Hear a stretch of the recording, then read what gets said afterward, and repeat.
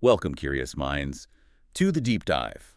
Today, we're plunging headfirst into something that, honestly, it really stopped me in my tracks. Peter Walsh's statement that painting is a hallucination we agree upon.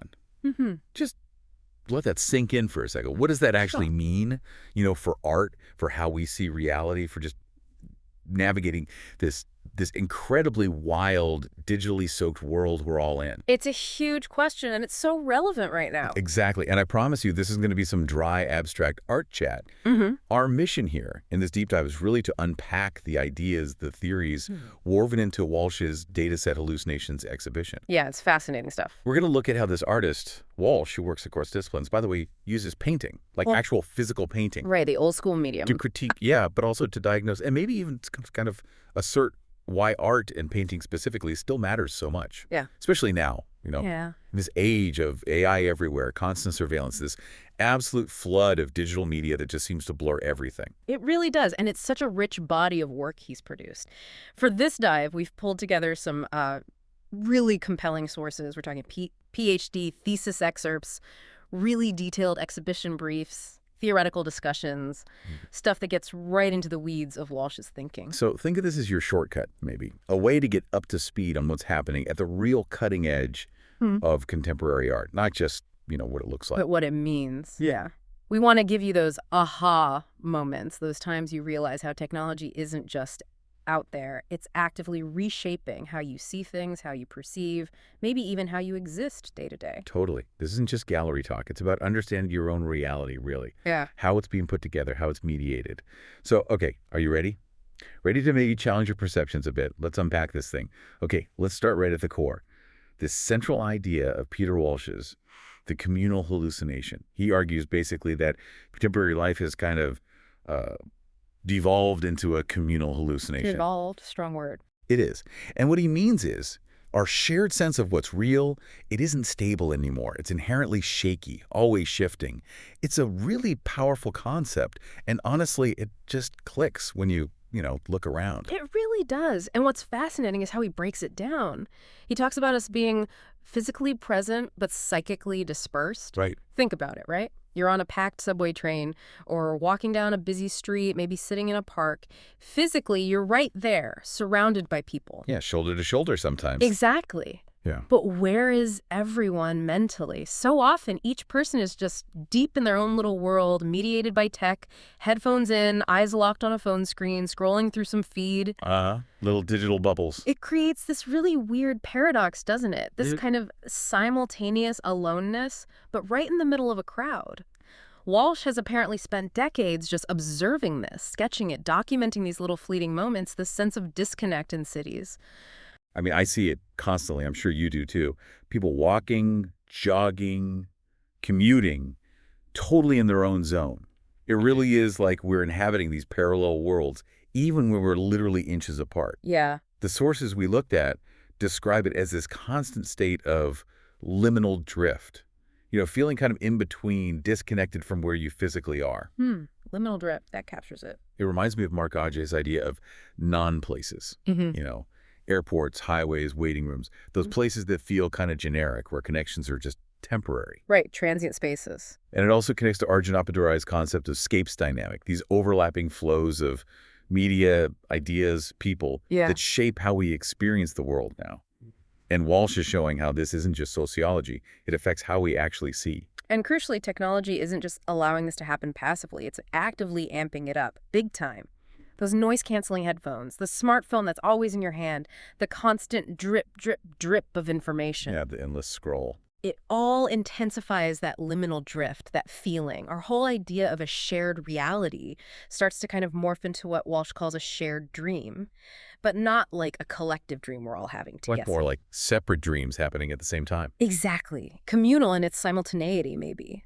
We're physically together, but our minds are tuned into these distant digital signals. And Walsh's paintings, they're so powerful because they grab those fleeting moments, those impressions, and make them solid, visible. They hold up this mirror to our collective fractured attention. So, okay, if we're all living in these parallel solitudes, right? And we're constantly hit with this barrage of fragmented, sometimes contradictory info. What does that actually do to our grip on truth, on what's real. Well, that's where it gets really unsettling. The sources argue pretty strongly that this constant digital flow relentlessly stitches together illusions from partial signals. Illusions from partial signal. Yeah. Yeah. And the effect is that the lines between fact and fiction just get eroded massively at a societal level. It's a pretty sobering thought when you really think about what that means day to day. It really is. And this is where Walsh's critique gets so sharp. Because this constant mediation, this digital layer over everything, it means that misseeing, getting things wrong visually or interpretively, it isn't just an occasional mistake anymore. It's becoming the default. It's rapidly becoming the baseline, yeah. The normal way of experiencing things. We're constantly fed these fragments, bits of stories, images ripped out of context, curated feeds presented as if they're the whole picture, as if they're objective reality. Which makes it so hard to know what's what. Exactly. It gets harder and harder to figure out what's actual objective truth versus, a carefully crafted narrative, or maybe even just an accidental distortion. And this isn't just some abstract philosophical point. It fundamentally shapes how you personally consume news, how you interact online, and ultimately what you end up believing is true or trustworthy. Walsh's paintings make this so vivid. The faces, the figures, they feel contested, unstable. It shows why things like conspiracy theories or viral spectacle can spread so easily. Now they tap into our brain's desperate need to make sense, to create coherence, even from scraps of biased, partial information. Okay, but let's push this idea further because it's genuinely mind-bending. The notion that perception itself is inherently hallucinatory, that it's not just an AI glitch or a digital age problem, but baked into being human. That's huge. It is a huge claim, and it's really fascinating. It draws heavily on insights from cognitive science, which basically says, look, perception isn't like a camera passively recording what's out there. It's not just taking pictures. Not at all. It's a highly active, deeply anticipatory process. Our brains aren't just receiving information, they're constantly projecting coherence onto whatever incomplete signals they get. We're actively building our reality based on past experiences, expectations, memories, and just fragments of the present moment. Wow. So the key takeaway, which Walsh really runs with, is that all seeing is already hallucinatory. We're not just taking stuff in. We're constantly, actively, often, unconsciously, kind of, making it up as we go along, fabricating coherence from this messy collage of sensory input. We're all hallucinating our reality into existence all the time. To some degree, yeah. It's a radical thought, isn't it? We're constantly filling in the blanks. Okay, so our brains are literally wired to fill in the blanks. And then you throw our modern, hyper-connected, media-saturated world on top of that baseline human tendency. And it just gets massively amplified. Yeah. Exactly. That deep-seated drive we have to find patterns to complete stories, it gets turbocharged by the contemporary situation. Digital feeds, the endless scroll, constant information streams. They don't just give us data, they relentlessly stitch together illusions from partial signals. Making misseeing the norm. Making misseeing the default baseline. Yeah, not just an occasional blip. It's why spectacle, why conspiracy theories find such fertile ground. They prey on our brain's natural tendency to build a coherent story from whatever bits and pieces it finds, especially emotionally charged ones. Walsh is saying this isn't fundamentally new, but it's been accelerated and made totally ubiquitous by our digital lives. So how does he take this really complex idea, inherent amplified hallucination, and actually put it onto a canvas? How does it look in his paintings? Well, his whole method is basically a translation of that cognitive insight into a visual language. And it's striking, often quite unsettling. He starts with his own drawings, sketches he's made over decades out in the city, just capturing fleeting glimpses, right? A face seen quickly, a weird angle on an arm in peripheral vision, amidst the urban chaos. They're not objective records, more like impressions. Memories. Exactly. Yeah. Partial signals. Then, in the paintings, these fragments start to, they proliferate. Extra eyes might appear on a face. Profiles get warped. Limbs seem weirdly distorted or extended. Okay, yeah, that sounds like those weird AI glitches we see. It does. It visually echoes those uncanny AI errors, the machine hallucinations, where the algorithm messes up, invents features. But, and this is absolutely crucial, Walsh's distortions aren't sourced from an algorithm. They're rooted deep in human memory, in the subjective, imperfect process of recalling and interpreting what you've seen. Okay. So he's grounding the digital glitch aesthetic in something human. Precisely. He's grounding it in lived observation, memory, and material process. He's showing us that the machine's hallucinations are maybe just reflecting back our own inherent human misseeing, especially when we're overloaded. Something that always strikes me about art history, and Walsh clearly taps into this, is painting's sheer resilience. It feels like every time a new technology comes along, photography, cinema, TV, people start saying, okay, painting's finished now. Right, the death of painting narrative. It comes up again and again. But it never actually dies, does it? It seems to just adapt. It absorbs the new thing, rethinks itself, and comes back, maybe even stronger, more focused on what only painting can do. That's a really astute observation, and it's absolutely central to Walsh's whole project. Painting has this incredible track record, this historical reflexivity, this amazing ability to reinvent itself. Think about photography. Instead of trying to beat it at its own game, realism. They went the other way. Exactly. It internalized photography's objectivity, and that freed painting up to explore subjectivity, abstraction, pure expression. It stopped just trying to show the world and started trying to interpret it. Or cinema painting absorbed montage, fragmented views showing multiple moments at once. Right. It kept asserting its unique qualities, didn't it? Against the perceived transparency of photos or the mass production of print, it doubled down on the single surface, the mark of the hand, the sheer stuff of paint, things machines couldn't replicate. It didn't die. It evolved. It found its unique space again. So it's less about competing head-on and more about revealing something essential, about seeing, about making that the new tech can't capture. And Walsh, now facing AI, he's extending that tradition of resistance. Absolutely. And very consciously. He positions painting as this vital, critical counterforce to generative AI systems. Those algorithms promising endless recombination at unprecedented scale and speed. Yeah, instant images from text prompts. Right.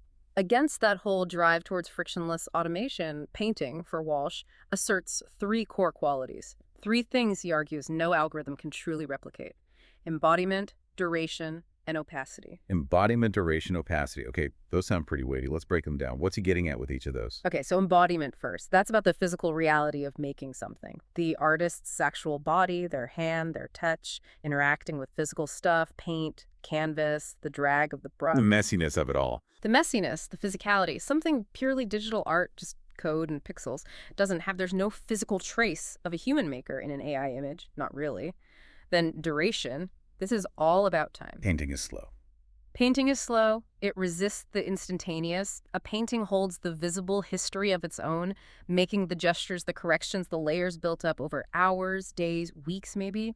It's a record of sustained human effort, human time, which is a world away from the instant generation of AI images that just appear fully formed. It makes you slow down, making it and looking at it. Okay, and the last one, opacity. Opacity. This is about refusing to be seamless, refusing to be just a clear window onto something. Painting, especially Walsh's, deliberately shows its seams, its constructedness. It's not trying to be a perfect, transparent illusion. It foregrounds the fact that it's a made object with the texture, with imperfections. It resists that hyper-real, but ultimately kind of shallow smoothness you often get with AI. And this is where it gets super interesting, because he doesn't just ignore AI. He actually mimics its glitches, right? The weird distortions, extra fingers, warped faces. But he does it by hand. He brings the machine's flaws into the human physical realm. That's the critical move, yes. It's not just imitation, it's a really sophisticated critique. He takes AI's vocabulary of error, as the sources call it, and translates it into paint. He grounds these digital-looking aesthetics, which could feel cold or purely technical. Right, just like a machine mistake. He grounds them back in lived observation, memory, and material process. He makes distortion not a bug, but a feature, a critical tool. He's asserting a human timescale, a handmade truth that machines just can't mimic.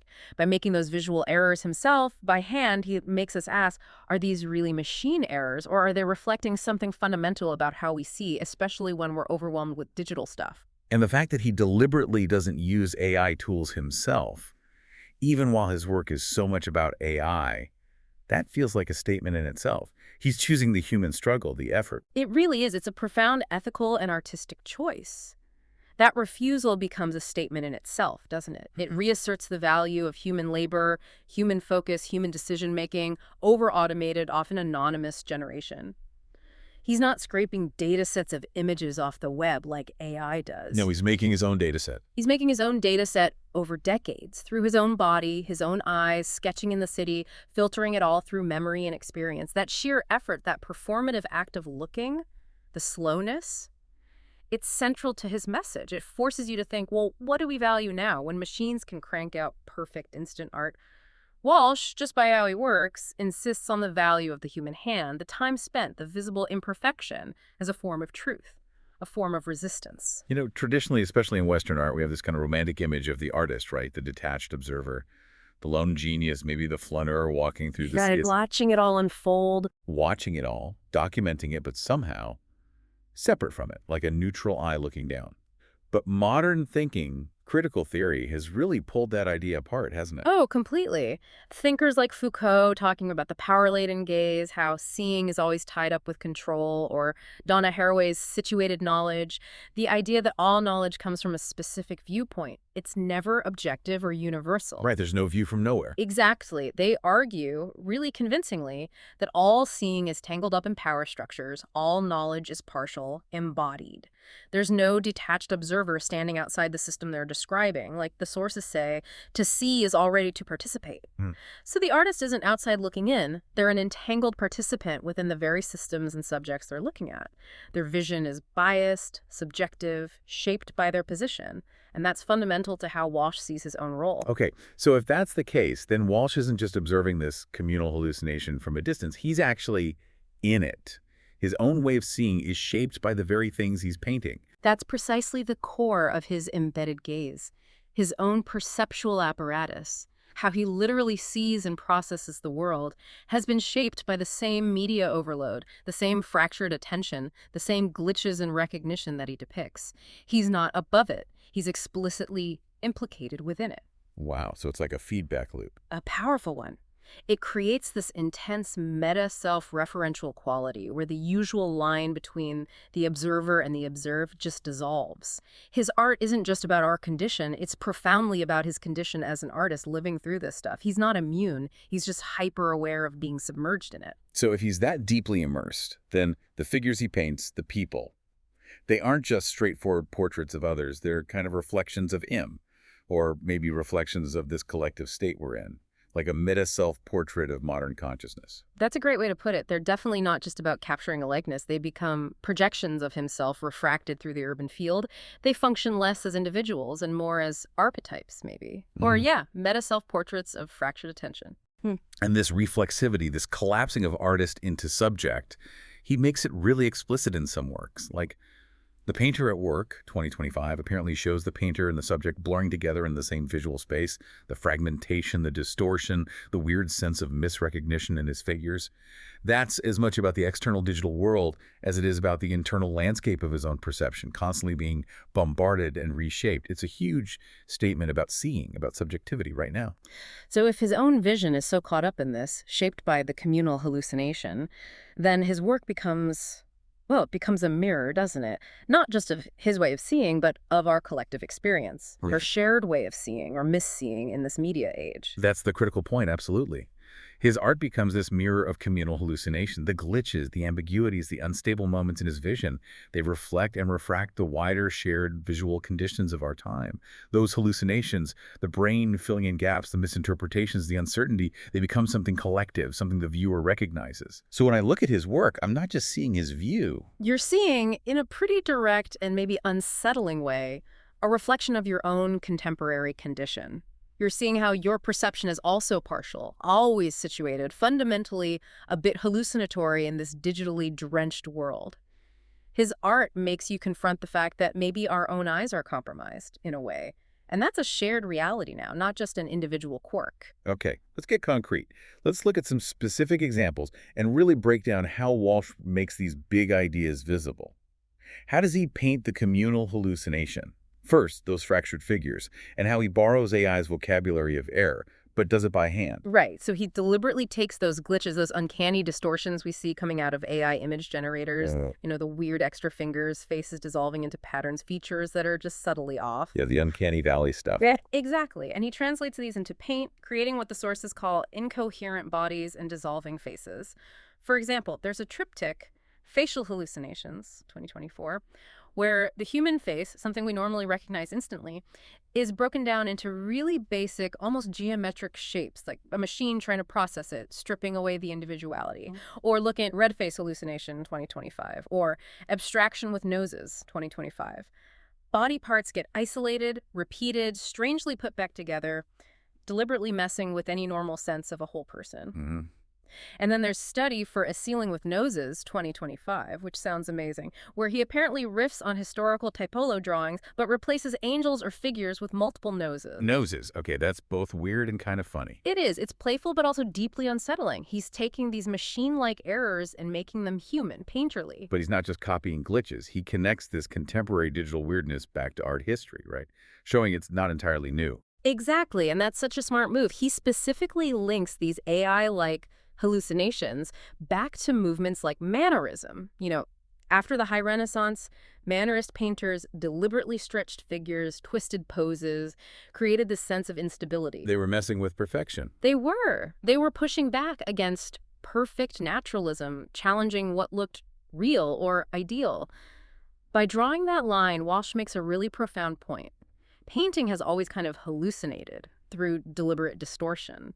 It's not just a new AI thing. It's part of art's toolkit for questioning perception. So the AI glitch is just the latest version of something artists have done for centuries. In a way, yes. It reveals that maybe perfect objective representation was always a bit of a myth. It makes you question what real even means, both in art and just in how we see the world every day. Our brains have always been interpreting, maybe distorting what's in front of us. Okay, shifting focus now to his paintings of crowds. Usually you think of crowds as maybe anonymous, maybe liberating, maybe a place for chance meetings, but Walsh paints them very differently.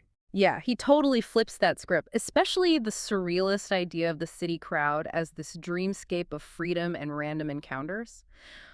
Walsh's crowds are, as the sources put it, not crowds of liberation, but of capture. Crowds of capture. That sounds ominous. It is. In works like Stacked Crowd, 2025, described as a topsy-turvy abstraction, a candy-colored fragmented walk, or Stacked Crowd 2, 2025, the bodies are squashed together, often piled up vertically, really densely packed, to the point where individual people just dissolve into the mass. So you lose the individual. Completely. And the way they're depicted, it visually reflects the logic of data sets.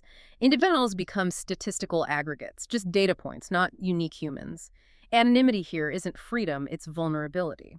There's another piece, Star Stuff, 2025, where people seem to merge into this cosmic, indistinct blob. The individual literally gets crunched into data. That's a potent critique of surveillance of monitoring systems. Absolutely. It's a direct visual commentary on how modern systems track, quantify, and ultimately control populations. His packed, dissolving crowds show how data collection and surveillance change our experience of public space. The anonymous freedom of the city crowd becomes a site of constant watching, algorithmic sorting. Makes you think, doesn't it? How different it feels to be in a crowd now, knowing about cameras, facial recognition. Totally, even if it's subconscious. That sense of being potentially seen, tracked, it changes the feeling of public space. Walsh makes that shift visible, palpable.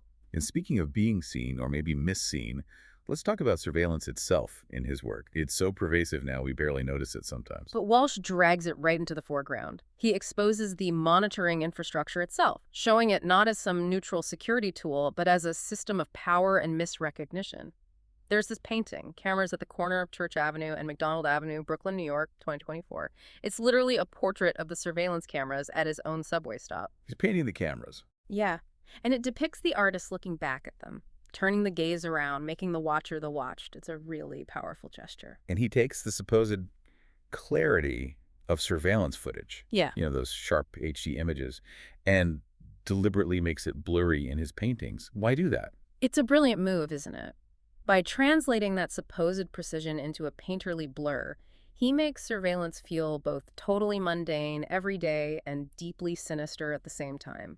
The sharp, objective look of the camera dissolves, figures blur, identities become uncertain. It critiques the whole illusion of an unbiased, all-seeing technological eye. But it's not just about the tech, it's about the feeling. Exactly. He explores the psychological reality of constant observation. There's another piece, an NYPD facial recognition AI dreams of taking a walk in the city, 2025. He imagines the AI designed just to watch and analyze actually yearning for a body, wanting to just stroll through the city like a person. Wow, that's poignant almost. It is. It highlights the human cost, the feeling of being constantly watched, categorized, potentially misidentified. It suggests that misseeing becomes the norm, the baseline experience in a city under constant algorithmic watch. Okay, another strategy. Treating art history itself as a kind of data set.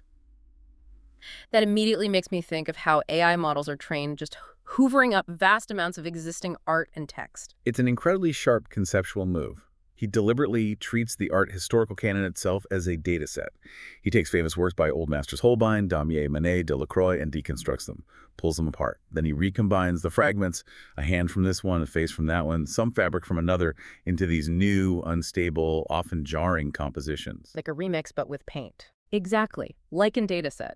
5 dead men painted by 5 dead European men, 2025, described as an acid bath revisioning, dissolving and rebuilding these classics. Or Dataset, 24 heads of cherubs, putis, babies, and children, 2024, which takes those familiar cherub faces and multiplies them until they become this uncanny kaleidoscopic view, maybe even a grotesque excess. It questions that easy sentimentality through sheer repetition, like an algorithm might.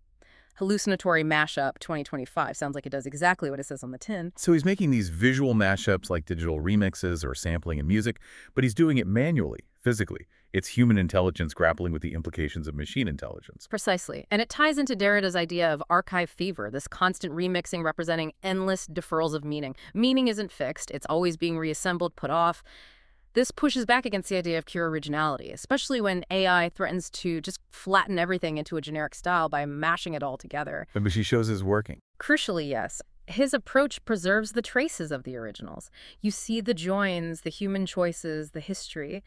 It's not seamless synthesis. He's arguing really that art making has always been a form of recombination and reinterpretation, a dialogue with the past.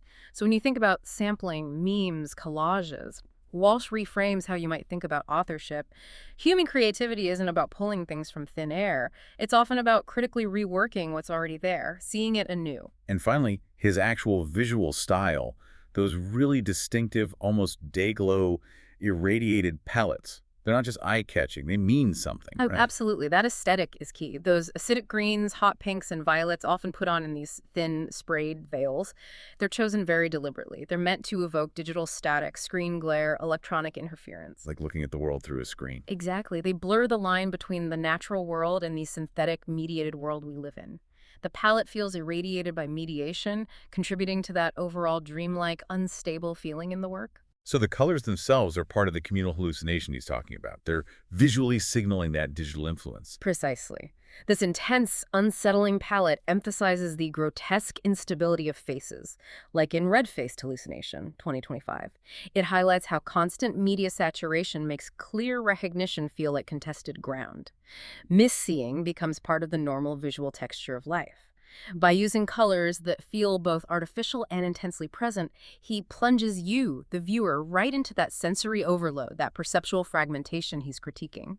It makes the distortions feel less like specific errors and more like a general condition. It really makes you think about how the specific colors, the glare, the flicker of your own screens might be subtly affecting your mood, your perception, your sense of what's real every single day. Okay, this is where we really go deep, connecting Walsh's art to some bigger philosophical ideas. Because his work isn't just visually grabbing, it's packed with critical theory, offering ways to understand our super complex digital world. Let's start with how he kind of updates surrealism for the AI era, this idea of post-surrealism. Right. It's interesting to track how artistic distortion has evolved.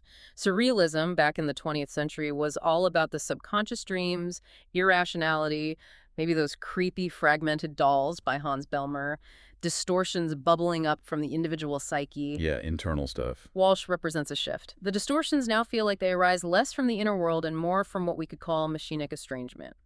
The weirdness comes from outside, from infrastructural mediations, from technology, digital systems, data processing, filtering our reality. So the source of the weirdness changes. Yeah. His fragmented bodies aren't just psychological symbols. They're explicitly linked to things he's seen in the city. Fragments which then get processed through memory and proliferate into these uncanny figures, often reflecting the specific ways machines fail to recognize things properly. through what's called mnemonic automatism. That way, memory spontaneously throws up images, often imperfectly. His painting exposes the hidden logic of data systems. It turns that feeling of estrangement into a human-level critique of how surveillance operates, how unstable and error-prone it actually is. The weird juxtapositions the surrealists found in dreams, Walsh finds in the glitches of everyday tech. From the personal dream to the collective data dream, or maybe data nightmare. Okay, let's bring in ethics, especially relevant with AI. Emmanuel Levinas and his ethics of facial irreducibility. That sounds intense. It's a really profound idea. Levinas basically says that encountering the face of the other, another person's face, is the fundamental ethical event. It's a direct call, before any thought or category, to recognize their unique absolute humanity, their irreducibility. You can't just reduce them to a type or a label. But that's exactly what AI systems often do, right? Reduce people to data points. Precisely.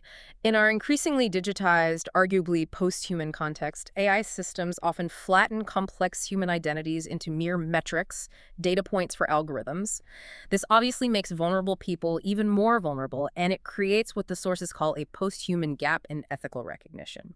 Walsh's fragmented, distorted faces stare right into this gap. They show the failure of recognition. They do, and his work reframes hallucination, the failure to see clearly not just as an error, but as humility's chance, an opportunity to admit we don't fully grasp the other, that our perception is incomplete, especially when their image is broken or distorted by digital systems. In a world filling up with facial recognition, biometric scanning, predictive profiles, it forces you to ask, what does genuine ethical recognition even look like now? How do we practice a post-human ethics that respects that fundamental uniqueness Levinas talked about? And that reduction to data connects to Giorgio Agamben's ideas about biopolitical profiles and visible governance. This sounds like control through data. Very much so. Agamben argues that our lives are increasingly managed and controlled, often invisibly, through data and surveillance, through the creation of algorithmic profiles. These profiles don't just describe you, they commodify behaviors and predictive optics. They reduce you to probabilistic data, your likelihood of doing something, based on patterns and data collected about you and others like you. So you become a prediction, not a person. In a sense, yeah. And Walsh's paintings visualize this reduction. They show figures almost dissolving into these abstract metrics. And importantly, this highlights how biased data sets within these systems inevitably reinforce existing inequalities, creating cycles of disadvantage. Walsh's insistence on the human hand, on embodiment against regimentation, becomes a critique of this digital control. His work makes it visible how we're increasingly understood and managed through our data shadows, not our lived reality. It should make you think, how are my choices, my preferences, being subtly shaped or predicted by algorithms I don't even see? What does that do to my sense of freedom, my agency? All this data we leave behind. Our digital lives create these echoes, these traces, old emails, social media posts, search histories. Which makes me think of Derrida's concept of hauntology, these spectral traces and networked afterlives. Yeah, Derrida's hauntology is about this weird instability in the present, caused by the persistent intrusion of spectral traces. Ghosts of the past, echoes of data, things that won't stay gone. They disrupt our sense of a solid here and now. Like seeing an ad based on something you searched for weeks ago. Exactly, or an old photo popping up unbidden in your feed. Walsh's art really taps into this. He explores how past interactions or old versions of ourselves resurface in these recombined histories on our screens. How our digital avatars or online personas kind of overlay physicality, blurring the line between our physical self and our virtual selves. Media saturation creates these uncanny moments of recognition, constantly reminding us of our digital ghosts, challenging ideas of permanence, even identity after death. Walsh's paintings, with their layered fragments and dissolving forms, act like spectral mirrors. They turn these eroding presences into portals for reimagining. They make us think about how our reality is haunted by these digital echoes. Think about it. How do your own digital footprints, old posts, profiles create a kind of networked afterlife for you? How does that constant ghostly presence affect how you see yourself now? It feels like life is becoming this constantly shifting collage, all these bits and pieces flying at us, overload multiplicities. Which sounds a lot like Deleuze and Guattari's assemblages and Deleuze's rhizome idea. Absolutely. Deleuze and Guattari's assemblages is perfect for this. It sees perception not as neat and tidy, but as these dynamic, fluid collages. Different things, sense data, memories, Digital alerts constantly connecting, disconnecting, reconnecting in unpredictable ways.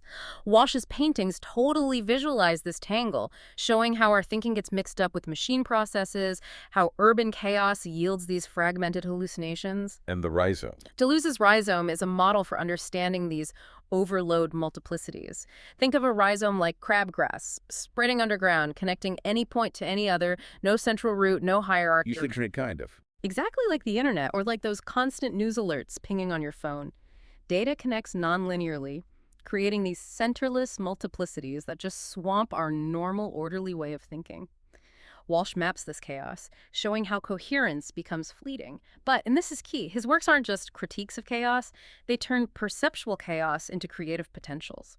They suggest instability can actually be fertile ground for new ways of seeing, offering visual navigational strategies for dealing with this algorithmic flood. Do you ever feel totally overwhelmed by information overload? Walsh suggests maybe we can find ways to not just cope, but find new meaning within that proliferating ecology. But all this blurring, this fragmentation, this overload, it can also lead to a deep anxiety, right? A loss of faith in reality itself. Anthony Giddens called this ontological insecurity. That's Giddens' term, yeah. Ontological insecurity. When AI can create simulations, deepfakes, things that look totally real, the line between real and fake just dissolves. It leads to this pervasive doubt about authenticity, about what Giddens called hyperreal depths. Is anything really real anymore? And Walsh diagnoses this. He does. He shows how our shared experience splinters into these isolated filter bubbles where agreeing on basic facts becomes almost impossible. But here's the twist in Walsh's work. He reframes those hallucinations, the glitches, the uncertainty, the fragmentation, not just as symptoms of insecurity, but as potential reimaginative portals. Portals. How so? As opportunities to see differently, maybe, to actively build new meanings, to find ways to navigate realities we know are unstable. His paintings act like generative mirrors, suggesting that insecurity isn't just a weakness to be overcome, but maybe a starting point for navigating the technoflux, for building resilience. As AI gets better and better at faking reality, how do you maintain trust? Walsh implies that maybe embracing the uncertainty, acknowledging that perception is constructed, is the first step towards developing new, more critical, more resilient ways of seeing and being in this hyper-real world. It's a call to be active interpreters, not just passive receivers. Hashtag outro. So, wow. After diving this deep, where does that leave us? Peter Walsh's Dataset Hallucinations. It's clearly much more than just an art show.